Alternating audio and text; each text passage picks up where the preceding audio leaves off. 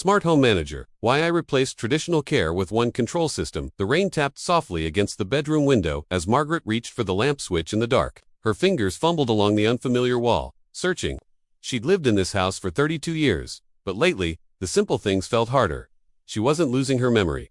She wasn't frail, but somewhere between turning 70 and now, her home had started asking more of her than she could comfortably give, and that quiet realization that her sanctuary was becoming a source of anxiety changed everything. Margaret had always been independent, raised 3 kids on her own, built a career in banking when women rarely held executive positions. She wasn't about to surrender her autonomy to aging. But what she discovered was that independence doesn't mean refusing help. It means choosing the right kind. What happened next reshaped not just her daily routine, but her entire relationship with the place she called home. For months, she'd been managing a growing list of small burdens. Adjusting the thermostat meant walking down the hallway 3 times a day. Forgetting to turn off the stove kept her awake at night. The doorbell rang while she was upstairs, and by the time she got down, the package was gone. Each incident alone was minor. Together, they formed a weight she carried constantly. Her daughter suggested hiring someone to check in daily. Margaret appreciated the concern, but the thought of someone else managing her home felt like giving up something essential. She didn't want supervision. She wanted her life back, the version where her house worked with her, not against her. Part of her wondered if this was just what getting older meant. Maybe control was something you gradually released, one small compromise at a time. Then a friend mentioned something that caught her attention. Not a caregiver, not a monitoring service. A system that would let her manage everything from wherever she happened to be. Voice commands, automated routines, remote access through her phone. It sounded almost too simple. Margaret was skeptical. Technology had always felt like something designed for younger generations. The learning curve, the complexity, the inevitable frustration when things didn't work as promised. But there was something different about this conversation. Her friend wasn't selling anything. She was sharing relief. I thought I'd hate it, her friend said over coffee. I thought it would make me feel older, more dependent. But it did the opposite. I stopped worrying about what I might have forgotten. The house just takes care of itself now. That word worry landed differently than Margaret expected. She hadn't realized how much mental energy she was spending on the logistics of daily living. The constant low-level anxiety about whether she'd remembered to lock the door, turn off the coffee maker, close the garage. Research from MIT's Age Lab revealed something Margaret found fascinating. Cognitive load from managing household tasks increases significantly after 65. Not because mental capacity declines, but because homes weren't designed to adapt with us. We age, our houses don't. That gap creates unnecessary stress that compounds over time. She decided to explore what a smart home system might actually look like for someone like her. Not a tech enthusiast, not someone chasing innovation. Just a woman who wanted her home to feel like home again. The installation was simpler than she'd imagined. A technician spent an afternoon setting up voice-activated controls, smart lighting, a connected thermostat, and door sensors. He programmed routines based on her daily patterns. Lights that gradually brightened in the morning. A thermostat that adjusted before she woke up. Door locks she could check from anywhere. The first morning, she woke to soft lighting that mimicked dawn. No fumbling for switches. No harsh overhead glare. Just gentle illumination that made getting out of bed feel less abrupt. She smiled, realizing independence didn't mean doing everything manually. Sometimes it meant letting systems handle the background noise so she could focus on what mattered. But the real shift came 2 weeks later. Margaret was at her grandson's soccer game when her phone buzzed. The motion sensor at her front door had detected activity. She opened the app and saw a delivery driver leaving a package. Through her phone, she unlocked the door briefly, asked him to place it inside the entryway, then locked it again. All while sitting in the bleachers, watching a 7-year-old chase a ball across grass. That moment crystallized something. This wasn't about replacing human connection with technology. It was about removing the invisible tether that kept her constantly worried about what was happening at home. She could be fully present at the game because her house was taking care of itself. What would you have done in that moment? Stayed home to wait for the package, or trusted a system you barely understood? The benefits accumulated quietly.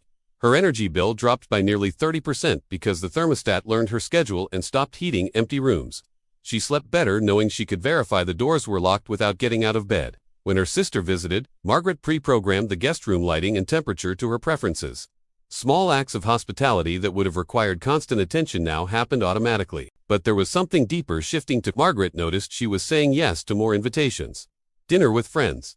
Afternoon concerts, weekend trips to visit her son upstate. Before the smart system, she'd often declined because leaving the house meant worrying about it. Now, she could check everything from anywhere. The mental freedom was profound. A Johns Hopkins study on aging and autonomy found that perceived control over one's environment is one of the strongest predictors of life satisfaction after 60, not wealth. Not health status alone, but the feeling that your surroundings respond to you, that you're still in command of your daily experience. Margaret understood that now in a way she hadn't before.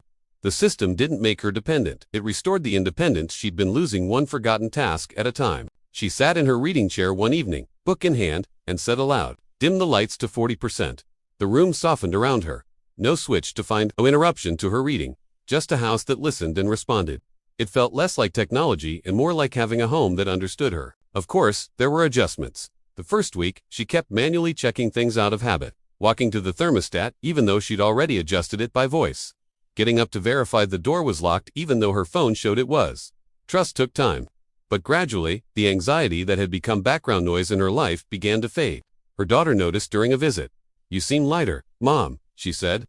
"More relaxed." Margaret thought about that. She was relaxed. Not because life had gotten easier in some dramatic way, but because the small frictions that had been accumulating, each one tiny, together exhausting, had been removed. Her home had stopped being something she managed and become something that supported her. Sometimes, independence is less about proving you can do everything alone, and more about building systems that honor your autonomy. 3 months in, Margaret hosted her book club for the first time in over a year. She'd been avoiding it, embarrassed by how difficult it had become to prepare.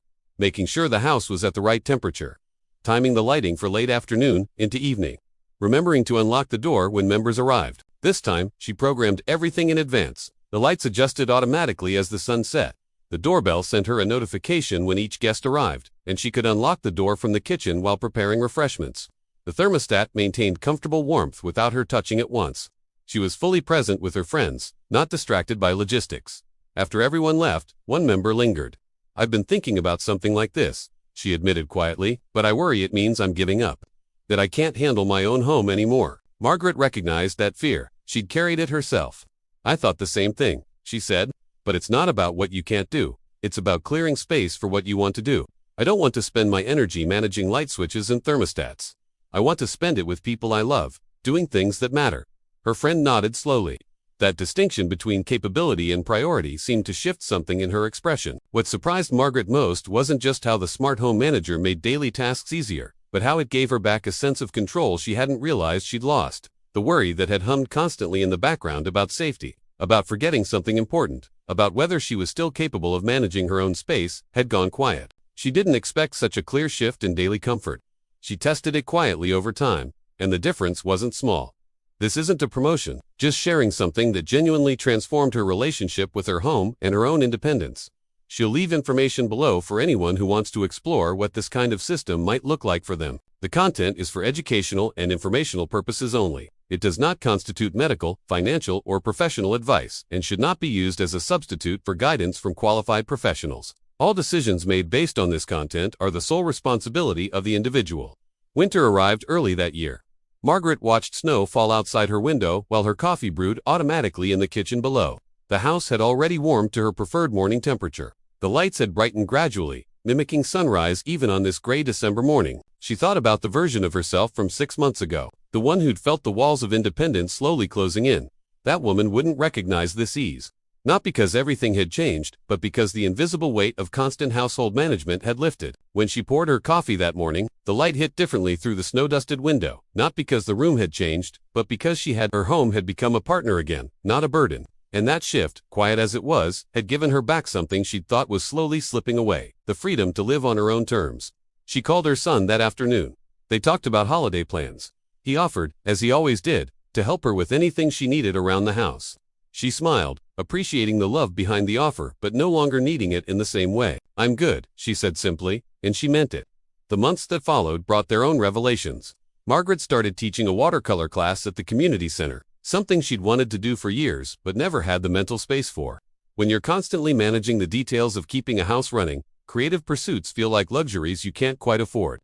Now, with those details handled, she had energy for things that fed her spirit. She also noticed she was sleeping through the night again. The anxiety that used to wake her at 2 in the morning, did I turn off the stove, lock the back door, close the garage, had dissolved. Her phone could answer those questions instantly if they arose. Usually, they didn't. The system had proved reliable enough that her mind had stopped asking. Her grandson visited one weekend and marveled at how she could control lights with her voice. "You're so high-tech, Grandma," he said, delighted. Margaret laughed. She'd never thought of herself that way, but she realized he was seeing something true, not that she'd become younger or more modern, but that she'd adapted in a way that served her life. That's what good technology does. It disappears into the background, becoming invisible infrastructure that supports rather than dominates. Margaret rarely thought about the system anymore. It had become as natural as light switches once were, except more intuitive, more responsive to her actual needs. A neighbor asked her about it one morning while they both collected mail. Margaret explained simply, "It lets me focus on living instead of managing."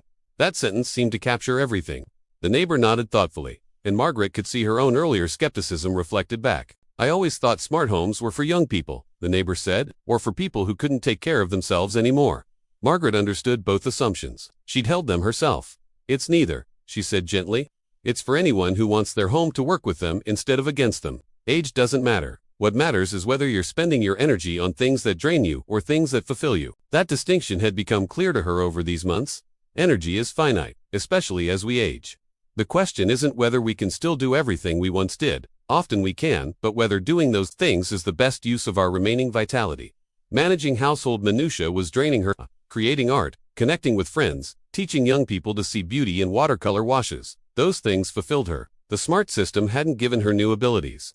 It had freed existing ones. She thought about sharing her experience more widely, perhaps writing about it for the Senior Center newsletter. Not to convince anyone, but to offer perspective. So many people her age were struggling with the same quiet loss of ease she'd experienced.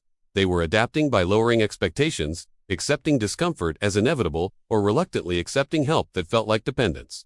There was another option, one that honored autonomy while removing unnecessary burden. She wanted people to know that. Spring came, bringing longer days and warmer air. Margaret's garden bloomed early. She spent mornings outside, hands in soil, planting vegetables and flowers. Her home system adjusted automatically to her absence, lowering heating, securing doors, monitoring for any issues that might need attention. When she came inside, muddy and satisfied, she'd simply say, "I'm home," and the house would respond. Lights to comfortable levels. Temperature adjustment, a subtle shift that acknowledged her presence. It felt, in an odd way, like being welcomed. Not by a person, but by a space that knew her rhythms and preferences. Her daughter visited in April and noticed the vegetable garden expansion. "When did you have time to do all this?" she asked, impressed. Margaret smiled. "When I stopped spending so much time worrying about everything else." It was that simple and that profound. The mental bandwidth she'd recovered by automating household management had been redirected to things that brought her joy. The garden was just the most visible evidence. They sat on the back porch that afternoon, drinking iced tea as the sun moved west. Margaret's daughter asked careful questions about the smart system, clearly weighing something in her own mind. Her kids were teenagers now, her career demanding, her time stretched thin. She was decades younger than Margaret, but dealing with her own version of being overwhelmed by daily logistics. "It's not just for older people," Margaret said, reading her daughter's thoughts. "It's for anyone who wants their home to be a sanctuary instead of another job." That evening, after her daughter left, Margaret sat in the gathering dusk and reflected. The journey from that rainy morning when she couldn't find the light switch to this moment of contentment hadn't been dramatic. There was no single breakthrough, no miraculous transformation. Just a series of small reliefs that accumulated into something larger: peace of mind, the freedom to be present, the restoration of ease in daily living. She'd learned that accepting help from technology wasn't weakness, it was wisdom. Understanding that independence doesn't mean doing everything yourself, but rather maintaining agency over how you live. The system didn't make decisions for her. It executed the decisions she'd already made, freeing her to focus on choices that actually mattered. As darkness fell completely, the exterior lights activated automatically, soft illumination that made the garden visible without harshness. Margaret sat a while longer, listening to crickets, feeling the spring air cool against her skin. She wasn't thinking about whether she'd locked doors or adjusted thermostats. Those concerns had become someone else's problem, or rather, something else's problem. A system that never forgot, never tired, never needed to be reminded. She was just sitting, present, at ease in her own home. And that, she realized, was everything she'd been trying to get back. What part of this story spoke to you most, and where are you watching from? Tell us which city or country you're watching from. See you in the next video. Bye.